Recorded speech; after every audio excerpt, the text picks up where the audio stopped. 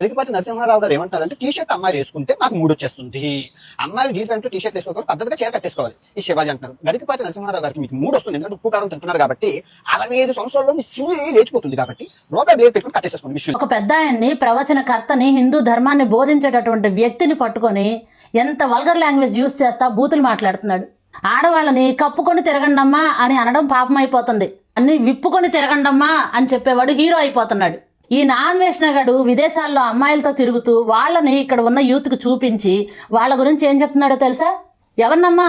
విప్పుకున్న ఆడవాళ్ళని, కప్పుకున్న ఆడవాళ్ళని కాదు, ఆ విప్పుకున్న ఆడవాళ్ళని చూపించి పిచ్చులు, మైదానాలు, దున్నుకోండి, ఆటగాళ్ళు, ఇటువంటి వల్గర్ లాంగ్వేజ్ అంతా మాట్లాడి మన యూత్ని చెడగొడుతున్నాడు. లక్షల మంది ఫాలో అవుతున్నారు వీడిని. లక్షల మంది ఫాలోవర్స్ ఉన్న వీడు ఎటువంటి మెసేజ్ ఇస్తున్నాడు యూత్కి?